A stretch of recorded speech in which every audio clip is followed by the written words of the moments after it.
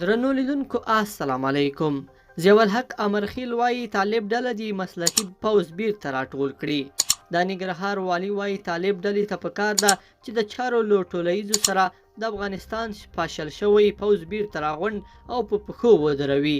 نوموړي په خپله ټویټر پاڼه لیکلي د طالب ډلې له لوري د واکمنۍ د اعلانېدو وروسته د امنیتي بنسټ مشرانو ته مې مشوره ده چې د ولسي پوځ په ګډون د ولسي امنیتي بنسټونو روزل شوي ځوانان بهر ته له تګ څخه وژغوري او په خپلو لیکو کې باید ځای پر ځای کړي.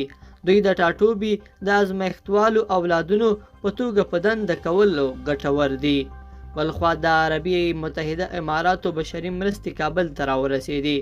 د طالب ډلې ویان ذبیح الله مجاهد وایي اماراتو له افغانستان سره د 30 ټنه خوراکي او روغتیایي توکو مرسته کړې ده او نن سهار کابل ته راورسېده.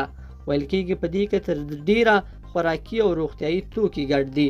تر دې وړاندې د ګڼو نورو هیوادونو مرستې هم افغانستان ته راغلي دي. بلخوا قطر هم د طالب ډلې د کابینې پر سر اعلان ډیر په پام غبرګون وښود.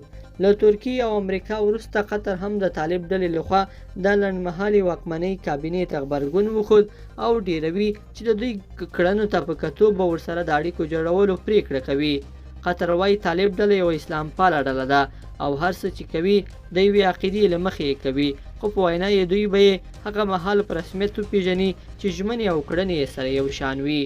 لیدونکو په دې هیله چې دا مطلب به مو تر پایه لیدلی وي. که مو دا ویډیو خوښه شوې ویډیو لایک کړئ او چینل سبسکرایب کړئ. تر بیا ښه وخت.